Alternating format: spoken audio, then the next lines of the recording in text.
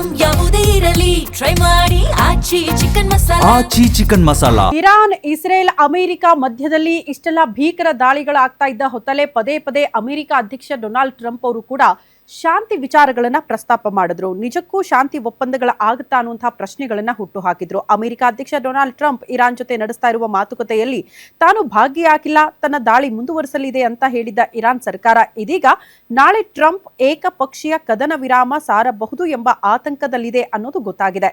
Israel ಸರ್ಕಾರದ ಇಬ್ಬರು ಅಧಿಕಾರಿಗಳು ಮಾತನಾಡಿ ಈ ವಿಷಯ ತಿಳಿಸಿದ್ದಾರೆ. ಹಾಗೊಂದು ವೇಳೆ ಟ್ರಂಪ್ ಕದನ ವಿರಾಮ ಘೋಷಣೆ ಮಾಡಿದ್ರು ಇಸ್ರೇಲ್ ಸುಮ್ಮನಿರಲ್ಲ, ತನ್ನ ಪಾಡಿಗೆ ತಾನು ದಾಳಿ ಮುಂದುವರಿಸುವ ಸಾಧ್ಯತೆ ಇದೆ. ಯುದ್ಧದ ವಿಚಾರದಲ್ಲಿ ಇಸ್ರೇಲ್ ಹಾಗೂ ಅಮೆರಿಕ ಕಳೆದ ಕೆಲವು ದಿನಗಳಿಂದ ಭಿನ್ನ ನಿಲುವು ತಾಳಿದೆ.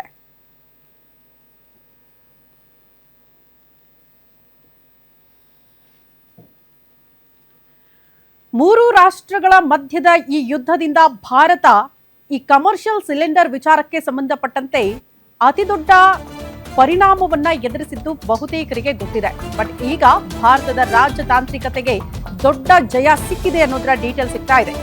ಭಾರತಕ್ಕಿನ್ನು ಹರ್ಮುಜ್ ಜಲಸಂಧಿ ಓಪನ್ ಆಗಲಿದೆ. ತೈಲ ಸಾಗಾಟಕ್ಕೂ ಎಲ್ಪಿಜಿ ಸಾಗಾಟಕ್ಕೂ ಹರ್ಮುಜ್ ಮೂಲಕ ತೈಲ ಅನಿಲ ಸಾಗಣೆಗೆ ಆ ದಾರಿ ಸುಗಮ ಆಗ್ತಾ ಇದೆಯಂತ. ಭಾರತಕ್ಕೆ ಸುಗಮ ಸಂಚಾರಕ್ಕೆ ಅನುವು ಮಾಡಿಕೊಟ್ಟಿದೆಯಂತೆ ಇರಾನ್. ಹಾಗಾಗಿ ಭಾರತಕ್ಕೆ ಇನ್ನು ಮೇಲೆ ಯಾವುದೇ ರೀತಿಯ ತೊಂದರೆ ಇರಲ್ಲ.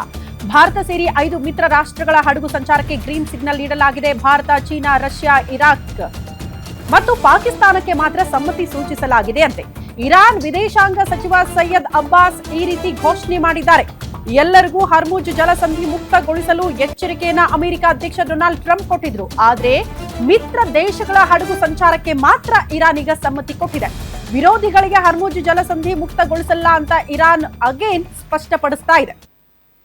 5 ರಾಷ್ಟ್ರಗಳಿಗೆ ಹರ್ಮುಜ್ ಜಲಸಂಧಿಯ ಮೂಲಕ ಆ ದಾರಿಯನ್ನ ಸುಗಮಗೊಳಿಸಲಾಗಿದೆ.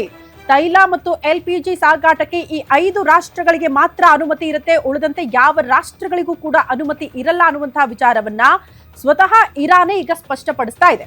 ಅಲ್ಲಿಗೆ ಅಮೆರಿಕ ಅಧ್ಯಕ್ಷ ಡೊನಾಲ್ಡ್ ಟ್ರಂಪ್ ಹೇಳಿರೋ ಪ್ರಕಾರ ಹರ್ಮುಜ್ ಜಲಸಂಧಿ ಓಪನ್ ಮಾಡಬೇಕು, ಇನ್ನು ಮೇಲೆ ಅದನ್ನ ಕ್ಲೋಸ್ ಮಾಡಿದ್ರೆ ಪರಿಣಾಮ ಎದುರಿಸಬೇಕಾಗುತ್ತೆ ಅಂತ ಎಚ್ಚರಿಕೆ ಕೊಟ್ಟಿದ್ರಲ್ಲ, ಅದಕ್ಕೆ ಪ್ರತಿಕಾರ ಅನ್ನೋ ರೀತಿಯಲ್ಲಿ ನೀವು ಹೇಳ್ದಂಗೆ ಕೇಳಕ್ಕಾಗಲ್ಲ. 5 ರಾಷ್ಟ್ರಗಳಿಗೆ ಮಾತ್ರ ನಾವು ಸಂಚಾರಕ್ಕೆ ಅನುಮತಿ ಕೊಡ್ತೀವಿ, ಉಳಿದಂತೆ ಯಾವ ರಾಷ್ಟ್ರಗಳಿಗೂ ಕೂಡ ಆ ದಾರಿ ತೆರೆಯಲ್ಲ ಅನ್ನುವಂತಹ ಎಚ್ಚರಿಕೆಯನ್ನ ಇರಾನ್ ಕೊಡ್ತಾ ಇದೆ.